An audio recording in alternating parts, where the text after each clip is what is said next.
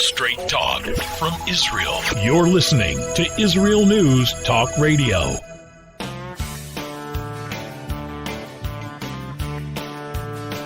Welcome to Returning Home. I'm your host, Natalie Sapinski. I have just finished this workshop, a Zoom workshop about how to use LinkedIn. I don't know if any of you are familiar with it. It's an online professional network, a lot like Facebook, but professional. And it was this real serious workshop with a bunch of people and this leader, and it was really good. It was really good. But as soon as I got off, I just saw this very funny message about a judge who was on Zoom. Now, you know, we're all on Zoom today. This is the point. We're all on Zoom with these meetings. And you could have a very serious meeting, or you could have, you know, something funny happen to really lighten it up. And these things would never happen in the normal world, in an office setting, in a courtroom where it's so serious. So there's this judge on Zoom with the two attorneys, and these are all men, older men, and the one attorney has a cat face. It must have been his children's computer, and this cat face, I'm saying like cat, like a meow meow cat, is on the screen, and he doesn't know how to get rid of it. So you hear this old man with like this Southern Texas drawl saying, sorry, judge, I can't get rid of this cat face. It's really me. I'm not a cat. And I just started laughing. And, you know, we all have such stress. I think it's just been amplified by the situation we're all in now, you know, having to continue our lives with all these changes. And yesterday I had a run-in with two different people, and I was really anxious about it. And I was thinking, how do I, you know, get someone who's difficult? How do I deal with someone who's difficult? Do you walk away? Do you just stop talking? Do you try to get them to like you? You know, some people are just not nice. You know, they don't like you for whatever reason. You've slighted them. They feel they want to feel bigger than you. And I had to deal with these people, and it's hard. And I was struggling. But when I see something like this, and I laugh, and it just shows you we're all human. And when something does upset you, you know, just put it out of your mind. Just walk away. You know, not everyone's going to love you. Not everyone is going to agree with you.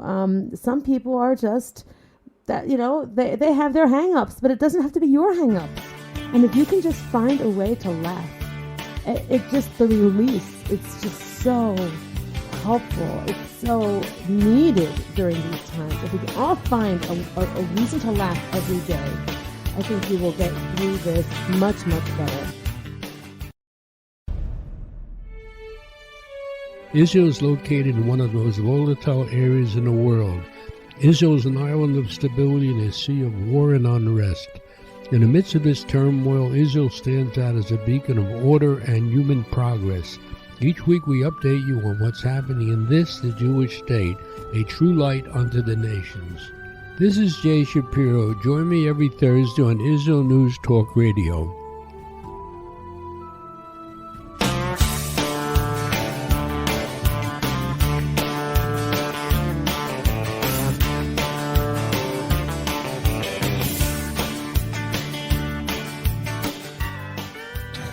Welcome to Returning Home. I'm your host, Natalie Sapinski, speaking to you this beautiful February 11th in Susia, the Southern Hebron Hills. It is gorgeous out.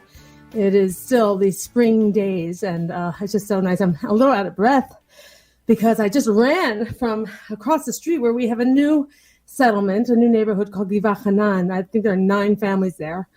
And I found a donor to help them with a sport court. And we just did a dedication ceremony where he cut the ribbon and the children were there. And we got pictures and everything. And it was so exciting. You know, these beautiful people all over the world. And the ones I meet, most of them from North America, understandably. I find them. I don't know how they find them. They find me. And some of them just want to, you know, build up these areas, no matter where they live. There's nothing to do with where they live. They're not really deriving any benefit at all. They just want to be part of something big, because out here in Judea and Samaria, it is big, it is bustling, it is growing. If you follow the different news sources you see now and then, you know, the different reports the population reports and how the population is growing. And I believe we're today at something like almost 500,000 people. And that's 150 different communities. Now, some of them are very small, like this one, 9 families. And some of them are big, like Eli. I think there are, over 1,000 families, maybe even closer to 2,000. I don't even know. It's like 7 different hilltops there. Efrat, I think they're close to 25,000 people. Places like Ma'ale Adumim, 40,000 people. These are cities, okay? It's unbelievable. And you can really make a difference in a small place where in the old country, there would be unheard of to make a difference for a certain amount of money. We're talking, you can make a big difference for $20,000 out here, okay?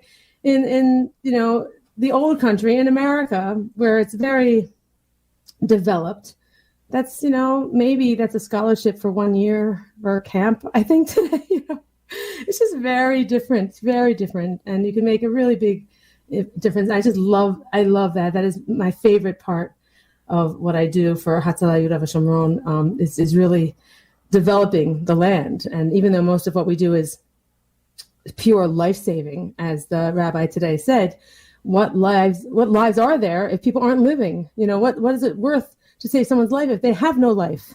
But when you're giving life and you're adding development, and these children grow up here, this is their life. They're not coming here on vacation like so many others. There's no gap year for these kids. This is it. This is their life. These are their memories. And it's always so strange to me because the memories my children have are completely different than mine and my husband's. My husband and I can talk about things, even though we aren't from the same town, we can talk about relative commonalities we had growing up. Sesame Street, different TV shows we watched, different things that happened in the news. My children have completely different memories. And even their school memories and their school experience, it's completely different. It's wild. And, when people say, come here when your kids are young, I think, there's something to that. It's obvious that makes everything easier. But the real thing is, that just becomes normal to them. They don't know anything else. They just know school here. And there's nothing to compare it to or anything like that. They don't have any like aliyah hurdle. They don't have aliyah. The kids who grow up here don't have aliyah. They don't feel like foreigners. My children don't feel like foreigners. Except when I'm around, they're a little embarrassed by me. But that's about it.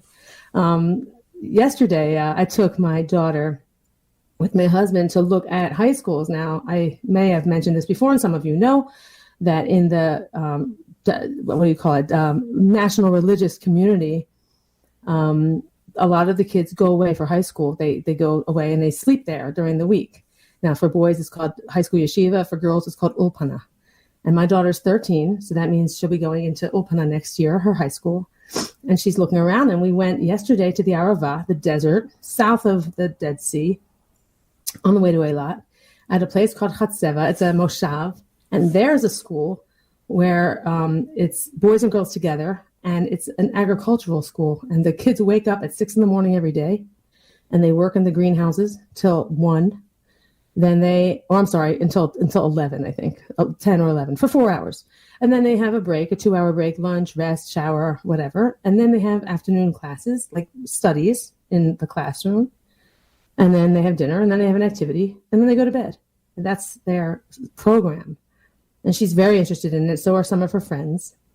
And it's funny because my boys are laughing at her, and they're like, are you kidding? How are you going to get up at 6 a.m? You can't even get up now. You want to work all day in the dirt with your hands and plant things? And she's a very girly girl, my daughter. She's the only girl I have. And she wears pink and has, her nails with polish and all this business. And she's all excited. And I just love that. I just love that. The diversity here, the different ways of education, it's so different than the way I grew up. There's so many options. It's not like your only option is college, get a job, and that job has to be accountant, attorney, or something else. It's very, very diverse here. And the social, the status is things are judged differently.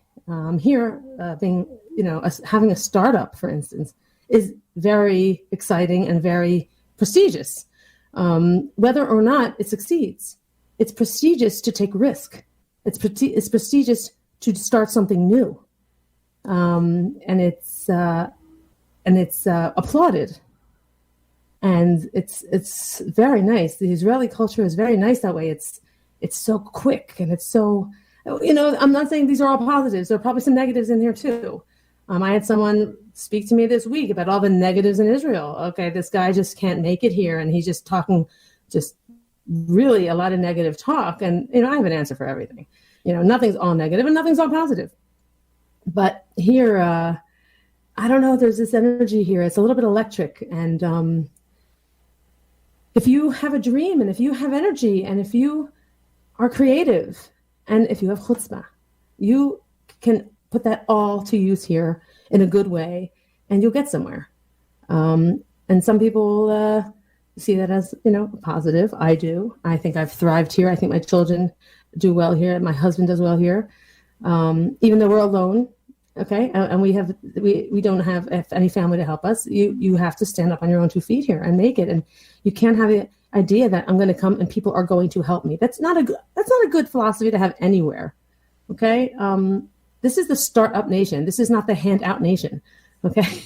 When you come here, you got to be willing to work, just like you would be willing to work anywhere. All the Russians, there are 1 million of them here, maybe more. They have succeeded here because they work. All my doctors are Russian. They work. They're hard workers. And you don't just come here and sit around and expect someone to help you. It's the wrong attitude. And you don't come here and blame, and you don't come here and complain, because you can do that anywhere. And you can, and it's not going to help you wherever you go. But here there really is a beautiful way of pushing things forward and having these people, all ages. I have people of all ages, but these are older people who come and help out and get involved in these small blossoming developments, these small blossoming hillside communities. And, now their name is there on that sport court forever. And that's very exciting. I grew up in Wilmington, Delaware, and I believe our grandmother dedicated the gymnasium at the JCC. And I remember as a little girl with my sisters looking at that sign, and we were so excited and so proud. We thought we were like famous, that our grandmother's name was on the wall of this big, beautiful gymnasium. And, we have a piece of our, we really feel very tied to that place. And then we grew up there, and, it connects you to a place. So now this couple is connected to us. It's very nice. I could just go on and on about that forever. But anyway, that's why I'm out of breath, and that's why I ran, because I didn't want to jump in the car. I wanted to walk, and I kind of ran overtime because I was showing them around, and they wanted to see the shul. Everything there is caravans. Okay, everyone lives in a caravan. The shul is a caravan, and that's all there is. There are 10 caravans, 9 of them for housing and 1 for the shul. But slowly things will develop like they do anywhere else. I mean, here in Susia, when I came here in 2007, there were 70 families, and now there are 185. And there are 4 new neighborhoods that have gone up since I lived here, and another playground. And the old playground was redone, and things just expand. The yeshiva, when we came here, was all caravans. There is a yeshiva. There were all caravans. I think there are 120 students. And now they have dorms, and they're like working on their 4th dorm. And it's beautiful. And they have a courtyard, and a big a sport court like I just did, a basketball court. It's really developed big time. It's very, very impressive. And that's what happens. That's what happens. People move in, and they get involved, and they make things grow. And it's all us. It's all people here, and it's all of you. All of you and around the world can also get involved in helping Israel grow that way. And if you want to get involved, and you want to find a special program, a special project, a garden, a little playground area, a swing set, any little thing, please call me, talk to me, because I can make it happen. I go around to these yeshuvim, and I find little projects, big projects. I find them because I have people of all levels who want to help. It's not just the very wealthy who can make a difference here. It's regular people like you and me. And it happens. I see it happen all the time, and I can make it happen. And I will make it happen with any of you who want to. Please reach out to me, Natalie, at israelnewstalkradio.com. And please use that email, and also write in to the chat, Israel News Talk Radio. Right on that chat that's going on right now. Questions about the show. We have an amazing guest for you. I'm so excited. I didn't even say anything. So stick around. Don't go anywhere. We have a very exciting guest for you. And we'll be right back after these messages.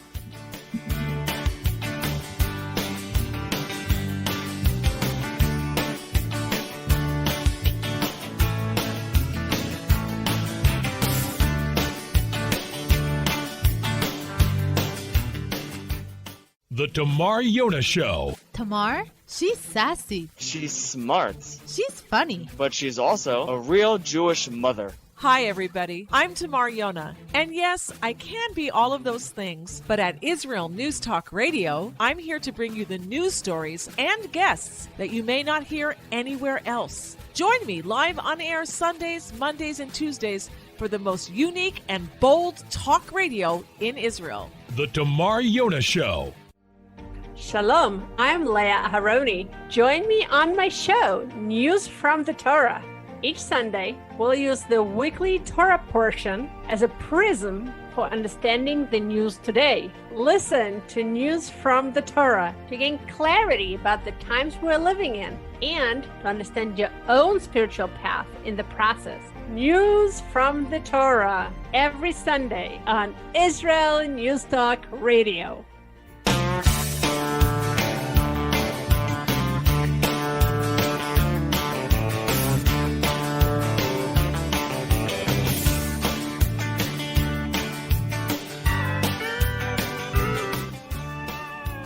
Welcome back to Returning Home. I'm your host, Natalie Sapinski. Joining us today is someone I recently met. His name is Eric Sirkin. Now, Eric has a very, very interesting story about Aliyah. He is 68 years old. He's from Palo Alto, California.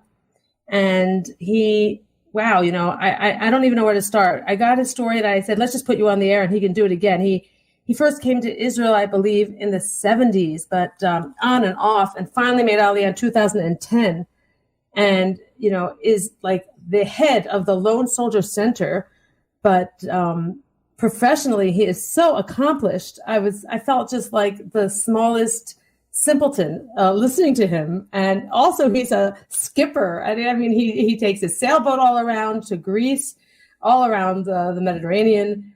And this is a very interesting person, and this is the kind of less story that we all need to listen to. You want to be inspired? You're going to be inspired now. Eric, you with us? I'm here. Okay. Did I cover just about all the highlights? I think so. You're being very flattering, but thank you. Well, not at all. Not at all. And I didn't mention to you one thing's funny when we spoke earlier. My mother went to the University of Wisconsin, and I'm listening to you and I'm thinking, how old are you? But I think you're about maybe 10 years apart. But she had that Badger sweatshirt my whole life, and she was so proud that she went there. She loved it. Yeah, it was a good place to go to school. Yeah. Mm-hmm. Okay, so why don't you take us back to your upbringing, how you took me back to when you were 6 years old, how you were raised in an Orthodox family and you switched and you all became Reformed. This is just unbelievable. So if you don't mind going back to that starting point, that would be great. Sure. So I was raised in a place called University City, which is outside the city of St. Louis. And during the period that I grew up there, the bulk of the Jewish population in the area lived within University City and perhaps a neighboring a suburb as well. So when I went to school, I would say about 80% of the students throughout were Jewish. And, of course, the area was surrounded by various synagogues of various types and flavors. I grew up in an Orthodox home until I was about 5 or 6. I have very faint memories of it. And my father would be, his job would require him to work on the Sabbath. So he felt it was hypocritical, so we became Reformed. And my mother became active in the Reformed Temple, and I studied there Hebrew for my bar mitzvah and went to classes there. And so I grew up in a Reformed environment. I remember my mother would cook pork at home, and And we kind of went cold turkey, I guess. Okay, but you were in a Jewish community, so like culturally, you know, you knew what Hanukkah was, you did Passover, all that stuff, right? Yeah. No, you know, like most Jewish homes, on the holidays, it was a big meal, and family would come. We had a very close family. Especially on my father's side, they were very close between him and his first cousins, often playing cards together and getting together on the holidays, both normal American holidays as well as the Jewish holidays. Okay. So we celebrate all the Jewish holidays at home. Never had a Christmas tree. Never had the things you see commonly in many Reform homes today. Right. Okay, so you grew up, you were a boy, you went to normal high school. You didn't go to Jewish school or anything like that, right? You went to public school? I went to public school the whole time. There was one Jewish day school in the entire city, but it stopped at about, I think it was ninth grade, I think it was. It was the Epstein Hebrew Academy, and the students from there typically fed into our high school, and there were like two or three others that they would sometimes go to. But sometimes they would go out, the parents would send them to more seriously yeshiva or other environment outside of St. Louis. Okay. So you grew up and you went to University of Wisconsin. You were a chemistry major, At 17, I left St. Louis, never looking back, and entered school at the University of Wisconsin in Madison, and had a great time there. I majored in chemistry, and they have a very good chemistry department. And I finished in a little over 3 years, and during the whole time I was there, I was very unaffiliated with, I don't think I went to one holiday event, Jewish holiday event, the whole time I was there. And they had them, right? I mean, you're not saying that because they didn't have them, you just did not go, right? Right. No, I was kind of in this mode where, I was leaving St. Louis, didn't want to go back, and rejecting a lot of the tenets of my upbringing, I guess. Okay. And but in the last couple of months of my studies there, the 73 war hit, and I was the kind of kid who went to every class.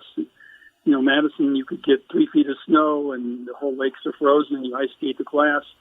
I would trudge through the snow to every class I had, except something happened when the 73 war hit. I was glued to the TV, skipping classes, which was very much unlike me. So I attribute it to that you take everything for granted in life until you all of a sudden see there's a possibility you might lose it. And then when that happens, it changes you. And I think that's in part what changed me. And there's some other things we'll get on the interview that changed me as well. Okay, so let me just back up a minute, because you didn't mention the word Israel yet. Now, you say the 73 war. You mean the Yom Kippur War. Yeah. What role, if any, had Israel had in your life until then? You were a Reformed Jew. Now, Reformed Jews are Jews. They love Israel, right? I mean, we were, during our years in Hebrew school, one whole year we spent studying the state of Israel. We knew its geography. We knew, some of the key personalities in its founding. We were taught to sing Hatikva. So I wouldn't say, we were aware of Israel. We every year we gave to Qatar, to the Jewish National Fund. We go out with a kuppah and we solicit money in the community and bring it back so they could grow trees in Israel. Right. So we were aware. We knew. Okay. Did you know anyone who had ever been to Israel? Well, we knew people who had visited, but we didn't know anyone who lived here. Okay, well, visiting is a big deal. I remember growing up. I can't name a single friend or relative at that point in time that I knew that had come to visit Israel. I don't think there was one I could name. Right. Well, I remember, I grew up conservative, and I remember in Hebrew school they came around every year they talked about Camp Ramah, this Camp Ramah. Right. I never went. Yeah. None of us ever went. Did they do that to you also? No, I was again Reformed, so I was in BBYO. No, I know, but did they push it? Did they introduce it? Did they try to get you to go? Do you remember? Well, I think my parents did. I'm not sure they did at the Sunday school I went to, but my parents encouraged it, and they didn't push it. They were unaware of the Zionist youth movements. I'm not even sure there was a chapter in St. Louis. There may have been. At that time, there was the Orthodox community existed, but it was pretty fragmented and not very strong. Things in St. Louis are very different now. There's a Kollel, there's a yeshiva, so things have changed. But at that time, there wasn't much. The Orthodox community, and so we consider ourselves very Jewish and very actively Jewish, but we didn't observe the same level that you find in many Orthodox homes. Right. Okay. So let's jump to after your college and the War of '73. You were glued to the TV. You were all of a sudden very concerned about Israel. Right. So after right after the '73 war, I started university at the University of California at Berkeley in their chemistry department. I was going for my PhD. And Berkeley's the kind of campus we all are familiar with the fact that it's where the free speech movement started. Many of the Vietnam War protests originated there and spread. It sort of sees itself as the forerunner of all the social justice or protest movements. And at the time of my generation, it was the Vietnam War and the free speech movement. And I didn't mention this, but I actually on the previous call, but I during my time at the University of Wisconsin, I was in the Naval ROTC. I was brought up to say that at all. My God, yeah. I got exempted. I requested an exemption after 2 years, which I was granted. I actually have an honorable discharge from the U.S. Navy because I thought I would be serving in Vietnam, and if I did, I wanted to do it on a boat. And then when I decided I wanted to go to graduate school, the Navy said I wouldn't be able to, so we came to an agreement, and I left the program.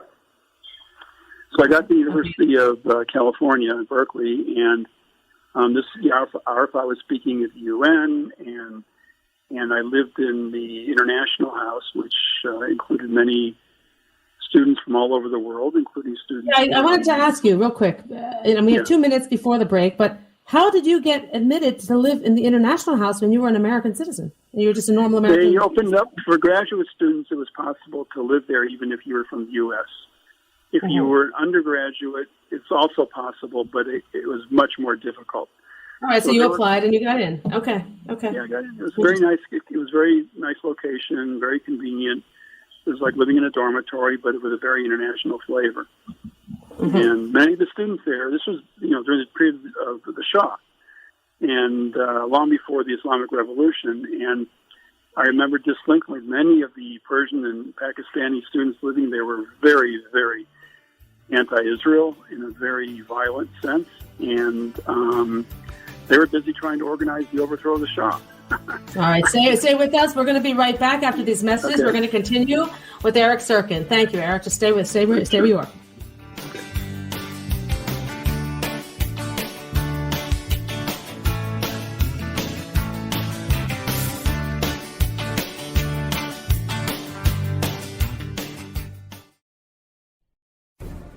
In a time where feelings have become fact, where rational thought and common sense has disappeared, one man stands above it all.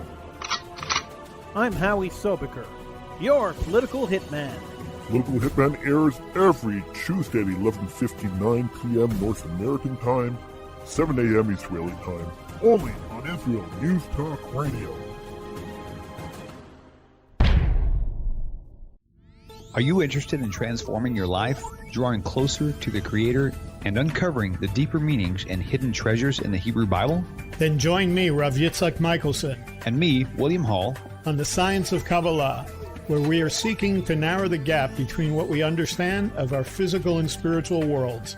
So make sure to tune in every Tuesday at 5 p.m. Israel time, 10 a.m. Eastern Standard Time, here on Israel News Talk Radio.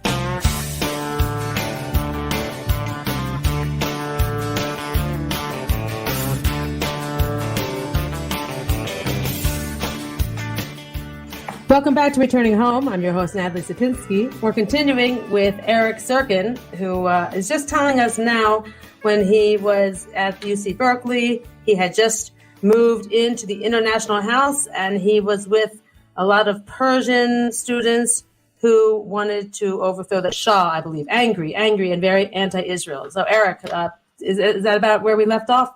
Yeah, that's true. Yes. So This was now about we're now talking about December of 1973, and it was soon after the 73 war, the Yom Kippur War, and Arafat was being invited to the UN, and there was a lot going on. And Berkeley is not the kind of campus where people just go to classes and ignore what's going on in the world.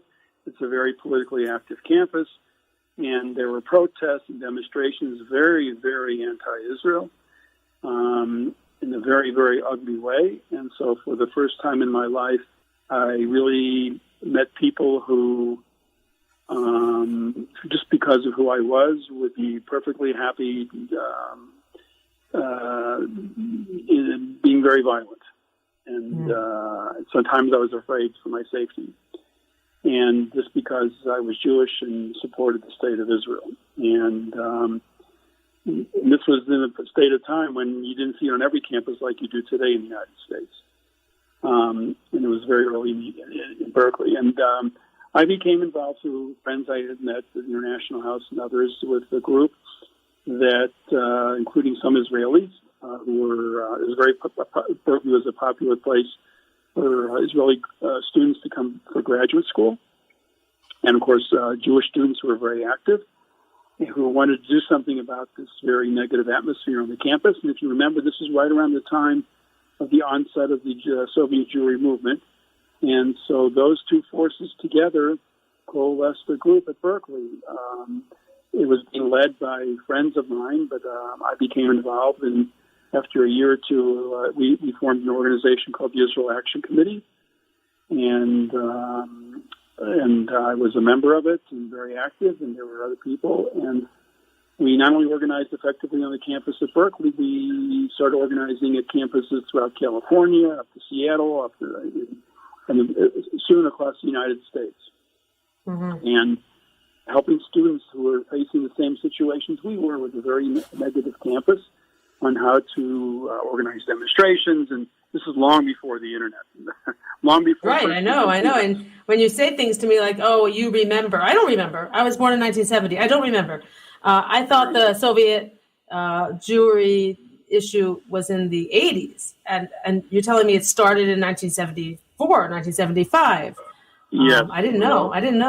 Yeah. I mean, I remember very well. The Jewish Agency was organizing, sending American Jewish students to the Soviet Union for the purpose of encouraging the Russian Jews who wanted to leave and bringing them various things and staying in touch with them. And at one point, the Jewish Agency was interviewing students in my apartment in Berkeley for the purpose of sending them to Russia. And right now, one of them is who interviewed and went on that trip is now the president of the San Francisco Jewish Federation, a friend of mine, Danny Grossman. Mm-hmm.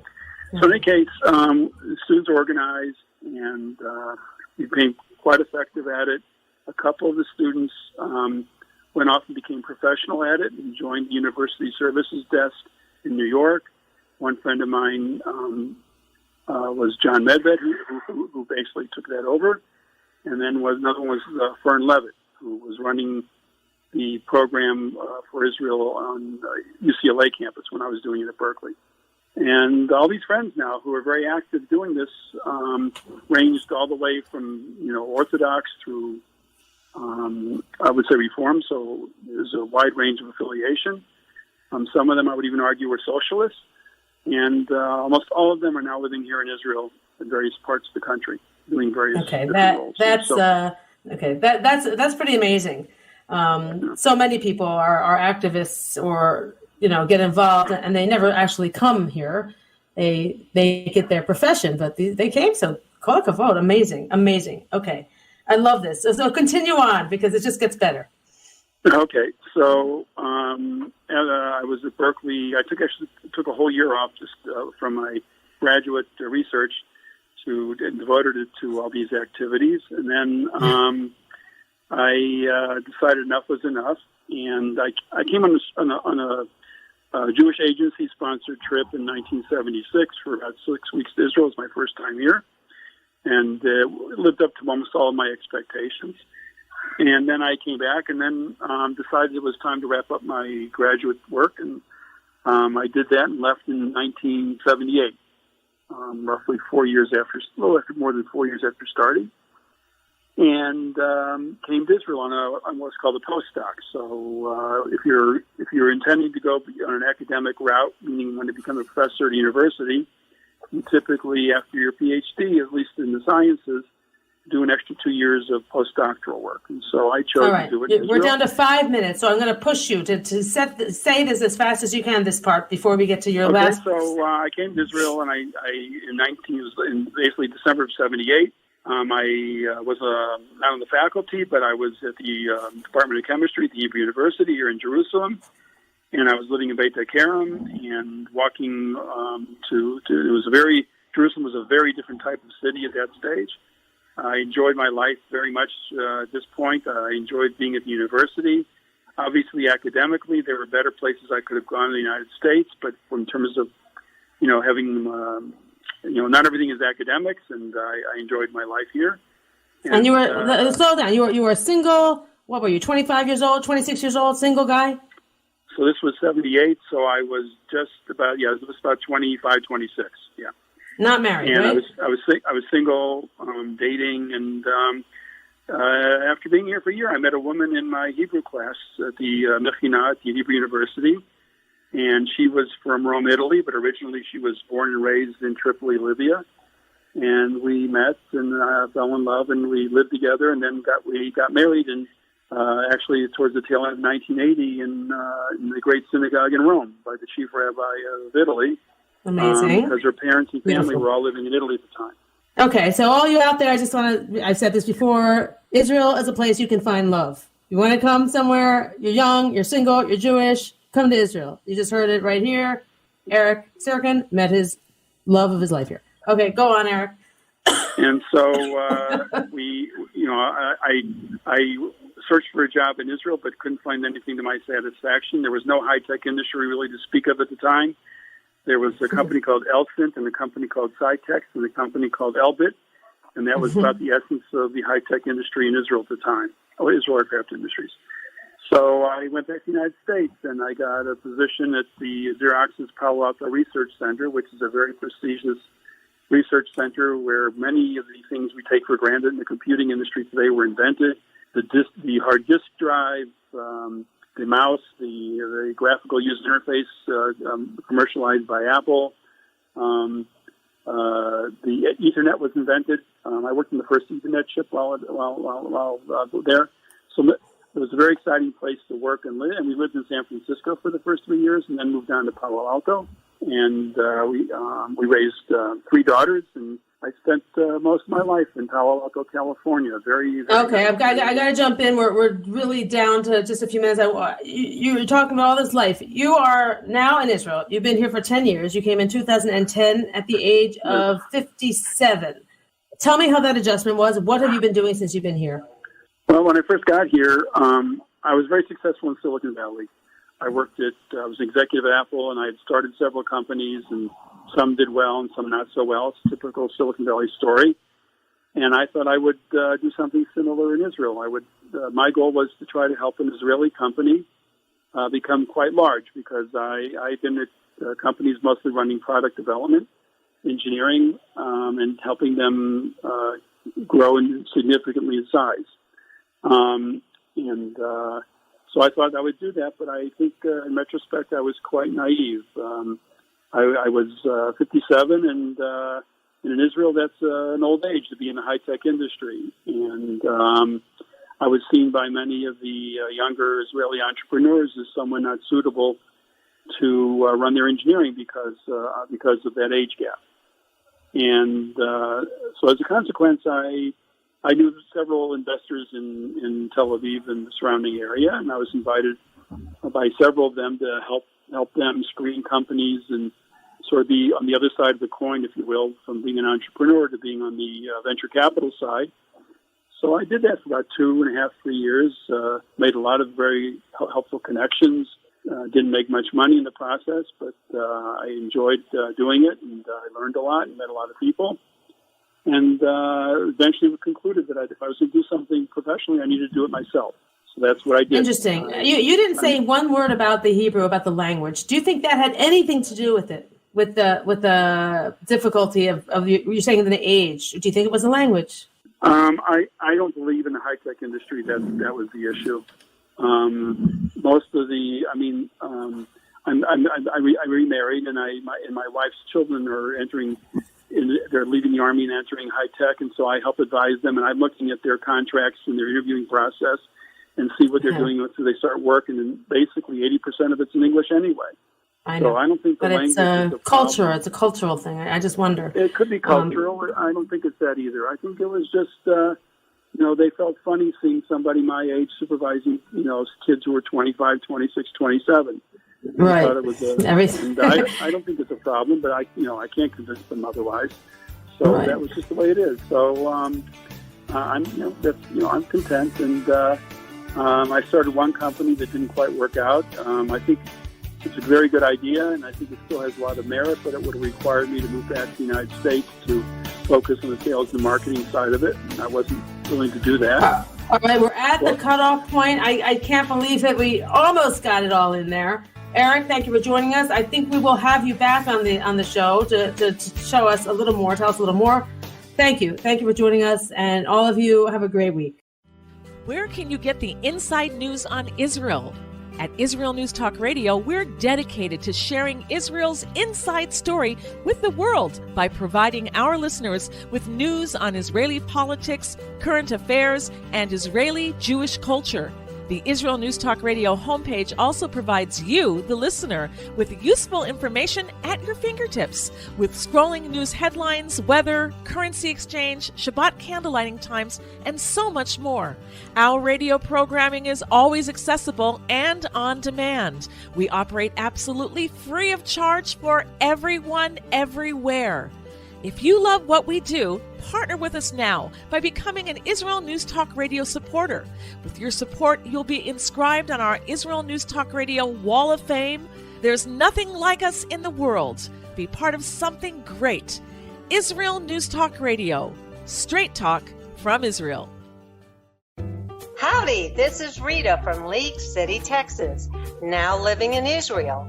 And though my heart may have belonged to Texas, it now belongs to Israel and all the fantastic show hosts at Israel News Talk Radio. Hi, this is Michael Solomon from Kiryat Arba, Israel. And why do I love listening to Israel News Talk Radio? Because I love listening to the interesting interviews they do and their news reporting that most other media sources don't cover. Hey, this is Nicoleko from Malmö, Sweden. It gets pretty cold here in Sweden, so I love cuddling up with a warm cup of tea while I listen to Israel News Talk Radio. Hey everybody, this is Frank Morris from Tennessee. Me and my dog Buster really love listening to Israel News Talk Radio. You're listening to Israel News Talk Radio.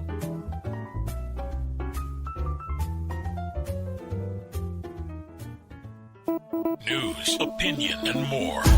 You're listening to Israel News Talk Radio.